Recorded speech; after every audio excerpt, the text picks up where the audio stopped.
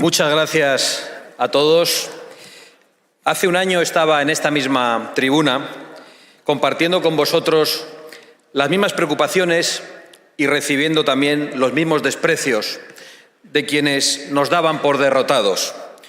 Ahora nos toca sonreír, porque ese desprecio de quienes se creían todopoderosos e intocables se está convirtiendo en rabia.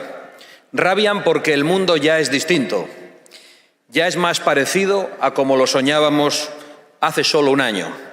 Ya está en retroceso ese plan de miseria y de wokismo que pretendían imponernos. Ya se ha demostrado que el futuro no está escrito. Se ha demostrado que ese futuro puede ser esperanzador y luminoso y que solo hacían falta gobernantes valientes, gobernantes capaces de escuchar a sus pueblos y capaces de cumplir sus promesas. Gracias por permitirme estar de nuevo a vuestro lado para decir esencialmente lo mismo, pero para hacerlo con muchísima más esperanza. Quisiera utilizar esta intervención para responder como español y como europeo al discurso de la semana pasada del vicepresidente Vance en Múnich. Y quiero hacerlo para darle una respuesta firme y contundente. Y la primera palabra de esa respuesta debería ser gracias. Simplemente gracias. Gracias porque Europa necesitaba oír ese discurso y sus líderes necesitaban oír esas verdades, las mismas que ellos tratan de silenciar y de manipular cuando las decimos nosotros. Gracias, vicepresidente Vance, porque ya no pueden seguir despreciando y ocultando la realidad.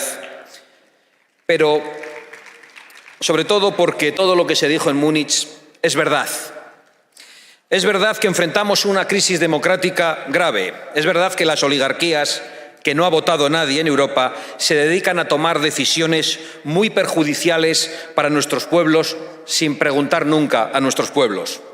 Es verdad que la inmigración masiva promovida por esos mismos oligarcas está destruyendo la convivencia, los servicios públicos y la propia identidad de nuestros pueblos.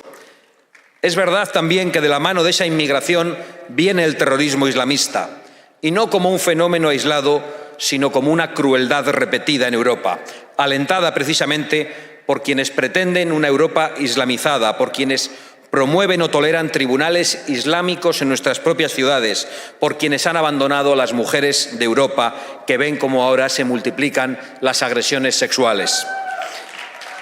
Es verdad también que una mezcla de pacifismo malentendido, de egoísmo, de suicidio y de sumisión, con esa mezcla, los europeos han visto cómo los oligarcas han dejado indefensa a Europa, inseguras sus calles, derruidas sus fronteras e insuficientes sus recursos. Y es verdad, y en eso consiste la crisis democrática, que se roba a los ciudadanos la capacidad de elegir sobre todas esas cuestiones y al mismo tiempo se les roba el dinero de sus bolsillos para pagar todo ese disparate. Esas verdades ya dibujan un escenario muy grave en nuestro continente. Pero hay algo aún más importante. Es verdad que en Europa se está persiguiendo la libertad. En Europa hoy pretenden que todas esas verdades no se puedan denunciar y, por lo tanto, no se puedan remediar los problemas.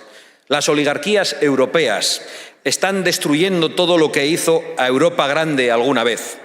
Y para ello pretenden liquidar nuestra libertad, que es la columna vertebral de nuestra civilización compartida. Porque Europa es la filosofía griega, el derecho romano y la espiritualidad cristiana. Europa no es la sumisión islamista, ni la ideología woke, ni la cultura de la cancelación. La respuesta a las verdades del barquero del vicepresidente Vance no se hizo esperar por parte de un comisario de la censura. El vicepresidente Vance vino a Europa a decir que Europa ya no acepta la libertad de expresión y la respuesta de un ministro socialista alemán fue: el discurso de Vance es inaceptable. Todo claro. Nosotros, por el contrario, lo aplaudimos y le damos las gracias, porque es verdad que tenemos una civilización compartida y no es la woke, ni tampoco es el manifiesto comunista, aunque demasiadas veces hayamos sufrido esos azotes totalitarios tan semejantes en sus formas. Nuestra civilización es la de la libertad de expresión, la libertad de creación, la libertad económica y la de las raíces cristianas, porque el futuro también está en esas raíces. Y es verdad que si queremos preservar esa civilización debemos cambiar de rumbo. Algunos llevamos mucho tiempo exigiéndolo y algunas naciones ya lo están consiguiendo con grandes resultados electorales. Porque es verdad también que fueron políticos los que tomaron esas decisiones, políticos con nombres y apellidos, y basta con cambiar a esos políticos para cambiar el futuro tenebroso al que nos dirigían. Son esos políticos que ahora están rabiosos los que se empeñan en señalar al presidente Trump como enemigo de Europa porque pone los intereses de los estadounidenses en primer lugar. Esa acusación es algo que solo se le puede ocurrir a quienes han puesto los intereses de sus ciudadanos en el último lugar. Son esos políticos los que ahora pretenden llevarnos al conflicto masivo porque no se atreven a reconocer sus errores. Son esos políticos los que han impuesto a Europa las verdaderas cargas a nuestra economía. No son los aranceles anunciados por Estados Unidos, que ojalá no lleguen. Los verdaderos aranceles a los europeos son el Pacto Verde, los impuestos abusivos y la regulación woke. Esa es nuestra ruina y no nos la ha impuesto nadie desde fuera. La han impuesto políticos en Bruselas en contra de la voluntad de los pueblos europeos. Son los mismos que se reían cuando el presidente Trump hace ya 8 años advertía a Europa de que se estaba poniendo en manos de Rusia al renunciar a la energía fósil. Los mismos que ahora lloraban al oír el discurso de Ban, literalmente los mismos, y literalmente lloraban, y todavía lloran. Pero no lloran por los muertos en Ucrania, a la que han utilizado y a la que han engañado, ni lloran por los muertos durante la pandemia, cuyo origen también censuraron. No lloran por las continuas víctimas de los ataques yihadistas. No lloran por nada de eso. No lloran tampoco por todas las oportunidades que han robado a los jóvenes europeos, ni por la inseguridad a la que han condenado a las mujeres europeas. No lloran por la destrucción de las iglesias, ni por los ataques terroristas en los mercadillos navideños. No lloran por nada de eso. Lloran y patalean porque su incapacidad, su necedad y su traición ya está a la vista de todo el mundo. Lloraban y todavía lloran porque su negocio, que no es otro que el de enriquecerse vendiendo a Europa, ha llegado a su fin. Entre otras cosas porque la administración Biden, que les llenaba las carteras, se ha terminado. Y con ella se han terminado los millones de dólares que ellos repartían para esparcir sus políticas y sus ideologías absolutamente nefastas. Lloran también porque su tiempo ha terminado. No podemos por ello sentir la más mínima compasión por esas lágrimas de quienes han sido fuertes hasta la crueldad con los débiles y ahora lloriquean ante los argumentos fuertes y verdaderos. Pero tengamos cuidado, al igual que Sánchez en España, los burócratas de Bruselas van a aferrarse a sus sillones con desesperación, quizá porque saben que cuando no se sienten allí tendrán que sentarse en un banquillo delante de un juez. Ahora pretenden llevarnos a la guerra total, los mismos que han dejado a Europa indefensa, destruyendo su industria y su capacidad de generar energía, los mismos que le dieron a Rusia la posibilidad de invadir Ucrania, los mismos que facilitaron la agresión de Putin, condenándonos a la dependencia energética. Ahora el presidente del gobierno de mi país, Pedro Sánchez, viaja a Kiev, a Ucrania, pero no lo va a hacer para decir a los ucranianos que las bombas que lanza Rusia las paga él mismo. Sí, las paga Sánchez, que le compra a Rusia el doble de gas del que le compraba antes de la guerra. Y con ese dinero que han dado los populares y los socialistas europeos, han financiado también la guerra a Putin. Y por lo tanto hay que deshacerse de esos Napoleones de salón que solo saben provocar guerras, cuyas consecuencias siempre las pagan otros, tanto en términos económicos como en términos materiales.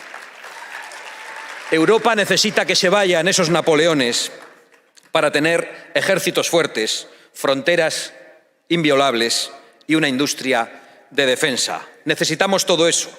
Hemos visto precisamente en Israel cuál es la verdadera amenaza que enfrentamos y hemos visto también que solo la firme voluntad de Israel para existir, le está permitiendo ganar una guerra que no comenzaron ellos. Europa necesita defenderse de los planes de quienes llevan el terror a nuestras calles y de quienes empujan esos planes. Tiene que defenderse de esas oligarquías disfrazadas o de esos oligarcas disfrazados de filántropos como Soros, porque hace 9 años ese enemigo de nuestra civilización dijo que la Unión Europea debería recibir 1 millón de inmigrantes al año. 9 años después, la Unión Europea ha recibido 9 millones de inmigrantes. Para conseguirlo, no solo ha invertido su dinero a través de sus ONGs y comprando a burócratas, políticos y jueces, también ha invertido el vuestro, el de los contribuyentes americanos y el de los contribuyentes europeos. Creo que es un caso único en la historia en la que a los pueblos se les obliga a pagar de su propio bolsillo la invasión que el propio pueblo padece. Se quejan ahora de Elon Musk porque procura la libertad en las redes sociales y porque tiene la valentía y el derecho de expresar sus opiniones. La realidad es que se quejan porque no quieren que se sepa que ellos han estado a sueldo de Soros y a sueldo de la administración Biden. Solo un último dato de mi país. La primera persona que visitó al corrupto presidente de España, Pedro Sánchez, fue precisamente George Soros en el Palacio de la Moncloa. Dato publicado y nunca negado por el Gobierno. Sin embargo, nunca han tenido un problema con las injerencias hasta ahora. Son muchas las verdades que el vicepresidente Vance dijo en Múnich y tenemos que empezar a enfrentarlas desde el principio, desde lo más básico. Debemos reconquistar antes que nada las libertades que nos han arrebatado, reconquistar la libertad de expresión, reconquistar la libertad económica, reconquistar la libertad para nuestra industria y para nuestro campo, reconquistar nuestra capacidad para producir energía. Debemos reconquistar también nuestras fronteras, nuestra identidad y la seguridad perdida en nuestras calles. Debemos reconquistar la democracia para todos los ciudadanos y debemos reconquistar la soberanía de las naciones. Y que estén seguros de que vamos a hacerlo. Pese a quien pese y cueste lo que cueste, vamos a reconquistar nuestro futuro. La época de las tinieblas está llegando a su fin. Estamos dejando atrás una de las etapas más oscuras del mundo libre. Sonriamos y sigamos luchando, luchando y luchando. Muchas gracias.